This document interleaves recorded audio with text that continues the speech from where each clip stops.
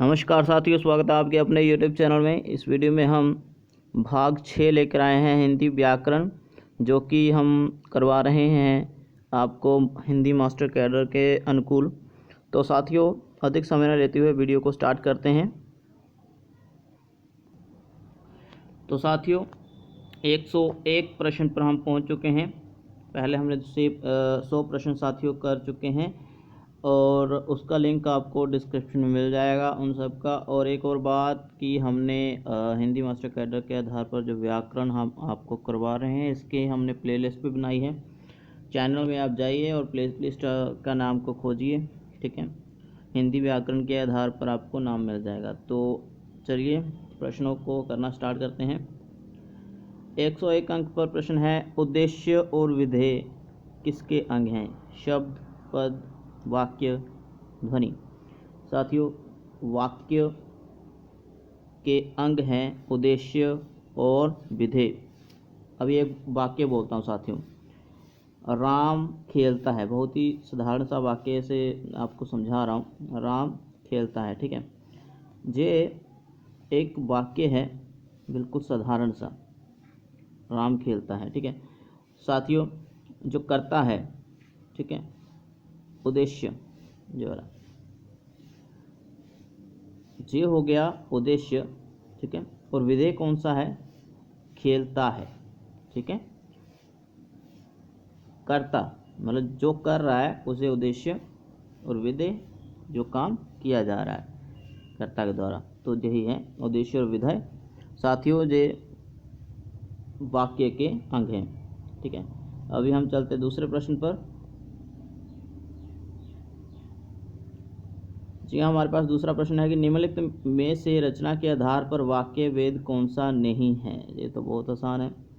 रचना के आधार पर वाक्य वेद, अर्थ के आधार पर वाक्य वेद 8 हैं, रचना के आधार पर 3 हैं।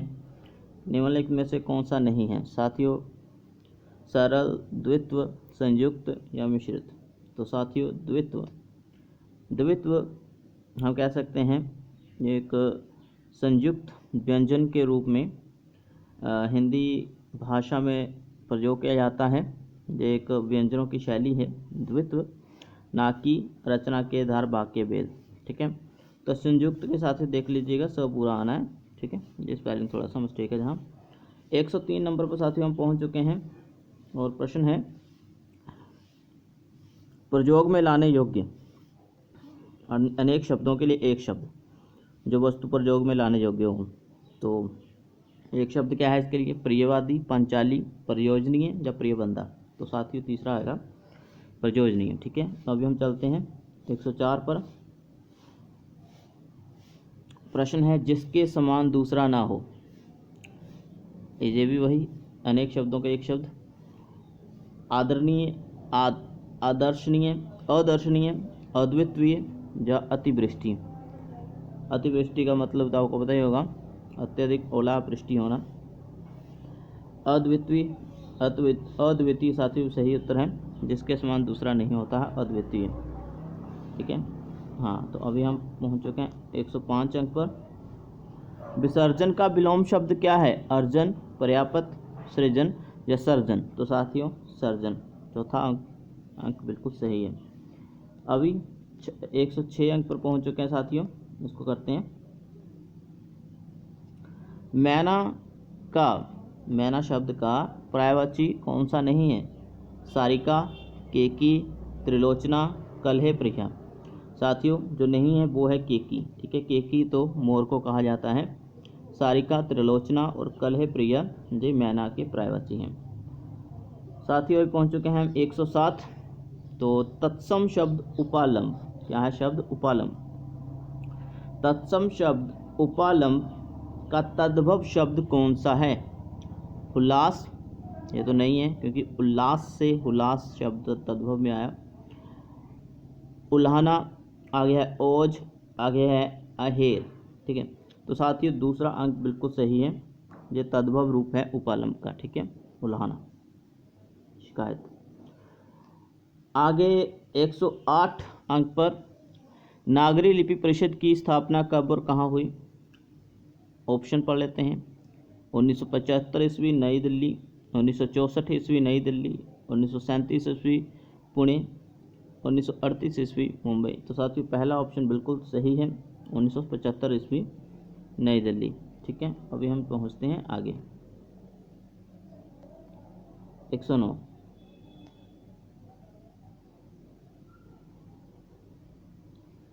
ये देख लीजिएगा। जिस भाषा में तुलसीदास जैसे कवि ने कविता की हो वह अत्यंत पवित्र है, उसके सामने कोई भाषा ठहर नहीं सकती। यह मत किस विद्वान का है? विवेकानंद, भारतेंदु हरिश्चंद्र, महात्मा गांधी या राजा राममोहन राय। तो साथियों महात्मा गांधी ने ये पंक्ति हिंदी भाषा के सम्मान में लिखी है। तो साथियों तनिक 110 नंबर प्रश्न पर देखिए आप, इसके हमने ऑप्शन नहीं रखे हैं। ठीक है, हालांकि रखने चाहिए थे लेकिन हमने नहीं रखे हैं, तो सीधा उत्तर बताऊंगा। तो प्रश्न को ध्यान से समझना। आपको तो पता ही है कि हिंदी राजभाषा से संबंधित जो आर्टिकल है, अनुच्छेद है, वो है 343।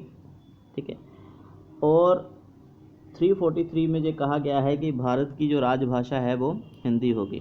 अभी तक बहुत प्रयास हो चुके हैं हिंदी को राष्ट्रभाषा बनाने के लिए, लेकिन दक्षिण भारत और पूर्वी भारत के जो राज्य हैं वो हिंदी को राष्ट्रभाषा बनाने में एकमत नहीं रखते हैं।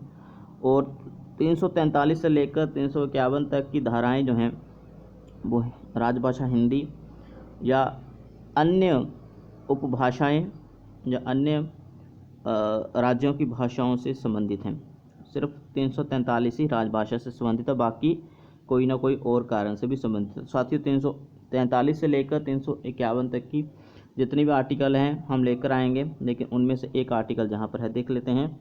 क्या कहा गया है कि उच्चतम न्यायालय, जैसे सुप्रीम कोर्ट, ठीक है, उच्च न्यायालय, हाई कोर्ट, उच्चतम न्यायालय और उच्च न्यायालय में से, यहाँ पर से आना था, ठीक है, उच्चतम न्यायालय और उच्च न्यायालय में से और संसद व राज्य विधान मंडल में विधेयकों, अधिनियमों आदि के लिए प्रयोग की जाने वाली भाषा अंग्रेजी जारी रहेगी। ठीक है, कब तक जारी रहेगी? जब तक हिंदी संबंधी उपबंध जब तक जारी नहीं होता, मतलब जब तक हिंदी पूरी तरह से देश में विकसित नहीं हो जाती है, और तब तक जो हाई कोर्ट है, सुप्रीम कोर्ट है, सुप्रीम कोर्ट, हाई कोर्ट का जो कार्य है, संसद और राज्य विधान मंडलों का कार्य है, वो अंग्रेजी में किया जा सकता है या वहाँ की क्षेत्रीय कार्य भाषा में किया जा सकता है, जब तक हिंदी उपबंध मतलब पूरी तरह से हिंदी जो है फैल नहीं जाती है पूरे देश में। तो साथियों अधिनियमों मतलब आर्टिकल, विधेयकों मतलब बिल वगैरह जो पास हो जाते हैं। तो ये अनुच्छेद किस से संबंधित है, मतलब किस आर्टिकल से संबंधित हैं, किस अनुच्छेद से संबंधित हैं?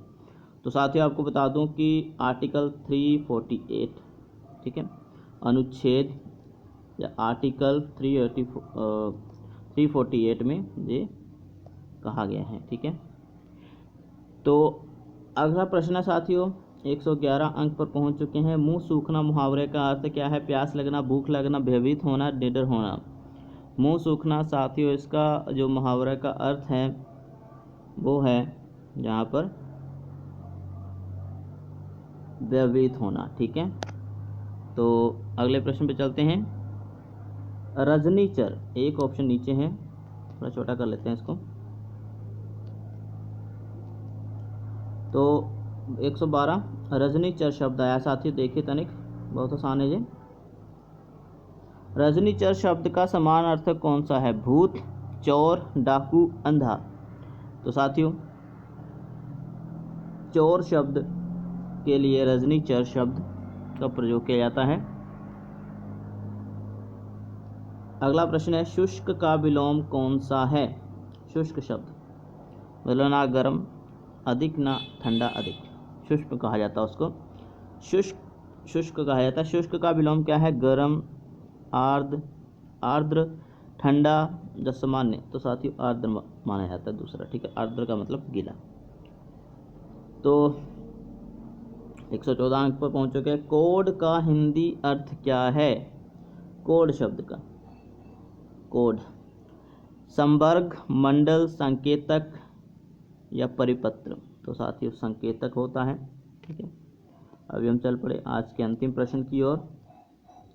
जाचिका को अंग्रेजी अर्थ क्या है? जाचिका का अंग्रेजी अर्थ क्या है? तो साथियों, जहाँ पर पहला जो शब्द है इसमें डी आ गया है, देखिए PEDITION। तो साथियों यहाँ पर टी आना है, ठीक है, ये आप ठीक कर लीजिएगा। PETITION, पटिशन, ठीक है, पटिशन नहीं होता, पटिशन होता है। तो ऑप्शन बी हमारा सही जो है वो है पटिशन, ठीक है, ये ठीक कर लीजिएगा, डी की जगह टी आएगा। प्रोफॉर्मा गलत है, सैंक्शन गलत है, टीनेट मतलब ये भी गलत है।